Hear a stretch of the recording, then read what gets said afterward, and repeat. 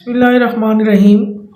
अज़ीज़ तलबा, कालमों की अक़साम के बारे में हम लोगों ने पिछले लेक्चर में तकरीबन 9 के करीब अक़साम आपसे शेयर की थी।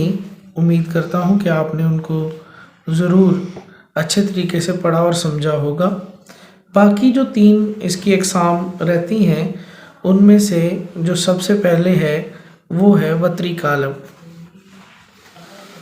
वतरी कालब, जैसे पहले भी मैंने आपको ज्योमेट्री की अशकाल का हवाला दिया, तो असल में किसी भी ज्योमेट्री की शक्ल, जैसे मिसाल के तौर पे हम ये एक मुस्ततील लेते हैं और इस मुस्ततील के ये वतर होते हैं ये, और ये भी दूसरा भी इसका वतर होता है।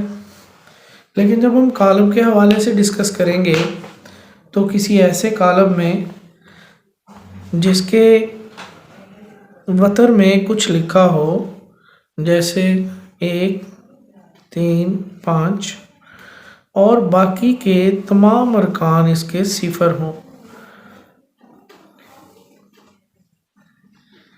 इसको हम लोग वतरी कालब कहते हैं। यानी इसके वतर में कम अज़ कम एक गैर सिफरी अदद मौजूद हो।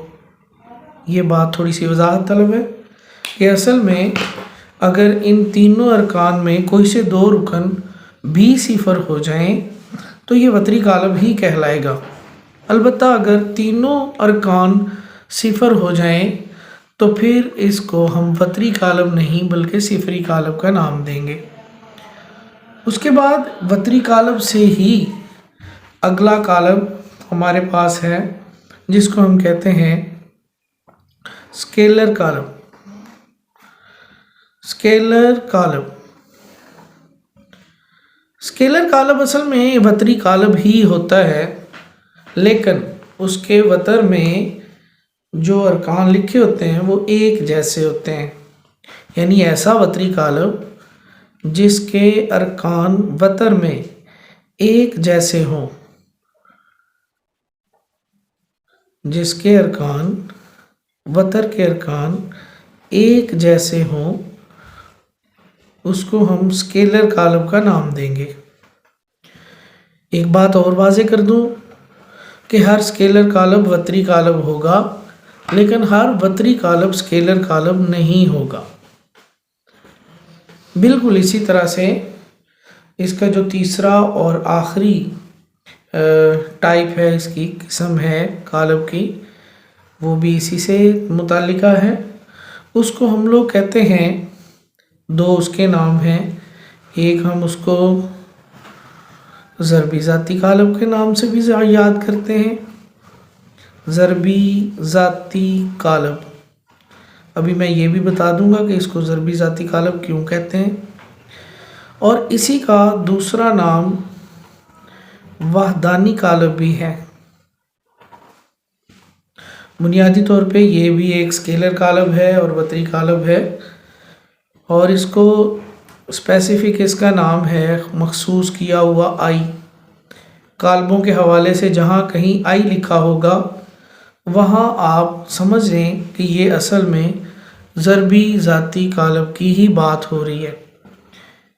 जैसे यहाँ पे अगर आपके पास 1, 1, 1 लिखा हो तो ये हमारे पास ज़रबी ज़ाती कालब है या वाहदानी कालब है कि इसके वतर के अंदर 1, 1, 1 लिखा हुआ आएगा।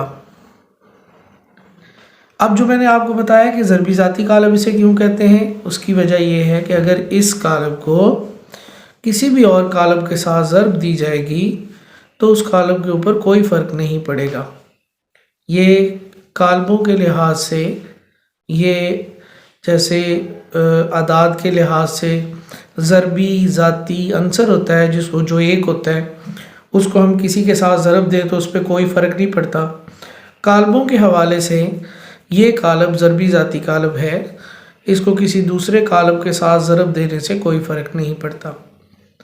इसके साथ साथ एक बात और भी इसके बारे में मैं आपको बता दूं कि अगर कालबों में कहीं आई लिखा हो तो आप समझ लें कि ये असल में वहदानी कालब है। और اس کو یہ بھی ہے اس کے ساتھ کہ یہ ہمیشہ مربی قالب ہوتا ہے. یہ اسکیلر قالب، یہ وتری قالب جو ہم کنسیڈر کرتے ہیں، یہ صرف مربی قالب کے لیے ہے، یہ مستطیلی قالب کے لیے ممکن نہیں ہے. تو اس کی اقسام تو ہماری پوری ہو گئی ہیں. اس کے ساتھ ہی اگر آپ اس کی مشق میں دیکھیں گے تو اس کی مشق بھی یہ 1.2 مشق جو ہے یہ بھی زبانی کرنے والی یعنی اورل ایکسرسائز ہے. اور اس میں ہمیں صرف اور صرف بتانا ہے کہ جیسے اس نے آپ سے پہلے سوال کے اندر پوچھا ہوا ہے کہ مندرجہ ذیل قالبوں میں سے آپ وحدانی قالب، آپ کتاری قالب، آپ کالمی قالب اور صفری قالب کے بارے میں بتائیں. تو آپ نے یہاں پہ جب آپ نے یہ اس کو مشق کے حوالے سے دیکھنا ہے ان اقسام کو، انہی اقسام کی اس نے آپ سے پہچان مانگی ہے 1.2 مشق میں. تو 1.2 مشق کا جو سوال اس نے یہاں پہ کہا ہوا ہے کہ سب سے پہلے آپ اس کی بتائیں کہ اس میں ضربی ذاتی قالب کون سے ہیں. تو آپ یوں اس کے یہاں پہ لکھیں گے ایسے ضربی ذاتی قالب، اس کی شہ سرخی بنا لیں گے، ضربی ذاتی قالب. اور اس میں آپ جو قالب دیے ہوئے ہیں جیسے مثال کے طور پہ ڈی قالب آپ کو اس میں صرف ضربی ذاتی قالب دیا ہوا ہے، وہ 2/2 کی ایک وحدانی قالب ہے. یہ والی قالب ضربی ذاتی قالب کہلائے گی. بالکل اسی طرح سے اگر ہم کتاری قالب ظاہر کرنا چاہیں گے تو ہم اس کی شہ سرخی میں یہاں پہ کتاری قالب لکھ لیں گے. اور ان میں سے جتنے قالب کتاری قالب کی تعریف پہ پورے اترتے ہیں، جیسے کہ جس میں صرف ایک ہی کتار ہو، تو وہ اصل میں ہمارے پاس بی اور ای ہے. بی قالب بھی یہ ہمارے پاس 2 3 4 یہ کتاری قالب ہے. اور بالکل اسی طرح سے جو ای قالب ہے وہ بھی ہمارے پاس کتاری قالب ہے. اس میں دلچسپ بات یہ ہے کہ جب ہم لوگ صفری قالب کی وضاحت کریں گے تو اس میں بھی آپ کے پاس یہ والی قالب استعمال ہوگی. بعض اوقات بچوں میں یہ ایک کنفیوژن پائی جاتی ہے کہ وہ کسی ایک قالب کو کسی ایک تعریف کے تحت لکھنے کے بعد دوسری شہ سرخی میں لکھنے سے وہ گھبراتے ہیں کہ شاید یہ پہلے استعمال ہو چکا. تو ایسا نہیں ہے، کسی ایک چیز کے ایک سے زیادہ نام ہو سکتے ہیں. اس کی میں اکثر بچوں کو ایک چھوٹی سی مثال دیا کرتا ہوں کہ ایک طالب علم اسکول یا کلاس میں طالب علم ہوتا ہے، وہی لڑکا اپنے گھر میں اپنی ماں کے لیے یا اپنے باپ کے لیے بیٹا ہوتا ہے، وہی لڑکا اپنے دوستوں کے لیے دوست ہوتا ہے. اور تو یہ مختلف ایک ہی شخصیت کے مختلف نام مختلف جگہوں پہ ہو سکتے ہیں. اس کو ہم کالمی قالب کا نام بھی دیں گے، اس کو ہم کتاری قالب کا نام بھی دیں گے، اور اس کو ہم لوگ مربی قالب کا نام بھی دیں گے، اس کو ہم لوگ صفری قالب کا نام بھی دیں گے، کیونکہ اس کے تمام ارکان صفر کے برابر ہیں. تو اسی طرح سے اگر ہم اس کے سوال نمبر 2 میں دیکھیں گے تو جو تعریفیں ہم نے یا جو اقسام ہم لوگوں نے ابھی پڑھی ہیں یہ 12 کی 12، انہی کے بارے میں یہاں پہ اس نے دوبارہ آپ سے پوچھا ہوا ہے کہ آپ اس میں سے مربی قالب بتائیں گے. سوال نمبر 2 کے حوالے سے بات کر رہا ہوں. تو اس میں آپ سے پوچھا جا رہا ہے کہ آپ اس میں سے مربی قالب کے بارے میں بتائیں، آپ اس میں مستطیلی قالب کے بارے میں بتائیں، ان میں سے جو قالب کالمی ہیں وہ بتائیں، جو کتاری ہیں وہ بتائیں، اور اس میں سے ضربی ذاتی قالب یا وحدانی قالب بھی علیحدہ کریں، اور جو صفری قالب ہیں ان کے بارے میں بھی بتائیں. تو یہ بھی امید کرتا ہوں کہ سوال نمبر 2 آپ کر لیں گے کہ اگر ہمارے پاس یہ جو پہلا جز لکھا ہوا ہے یہ -8 2 اور 7 پھر اس میں ہم دوسری قطار میں 12 0 اور 4 لکھا ہوا ہے، تو عزیز طلباء اس کو ہم لوگ ظاہری بات ہے مستطیلی قالب کا نام دیں گے۔ یہ ایک مستطیلی قالب ہے۔ وجہ کیا ہے؟ وجہ یہ ہے کہ یہ کالموں اور قطاروں کی تعداد اس میں برابر نہیں ہے۔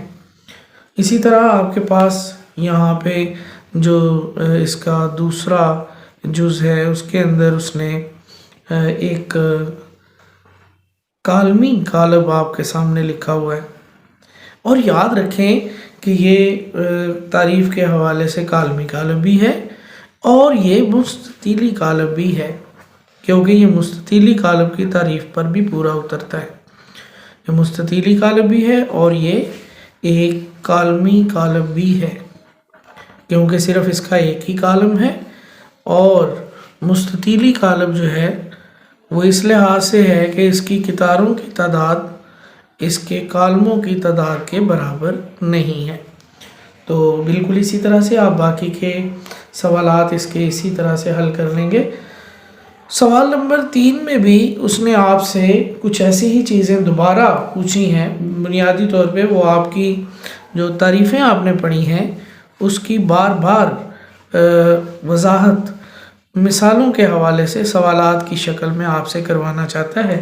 تو سوال نمبر 3 بھی اسی طرح سے ہے، اس میں بھی آپ وحدانی، پتری، اسکیلر قالب جو ہیں وہ اس میں سے شناخت کریں گے، اور میں امید کرتا ہوں کہ یہ آپ چونکہ تعریفیں اچھی طرح سے کر چکے ہیں اس لیے آپ یہ بھی انشاءاللہ کر لیں گے۔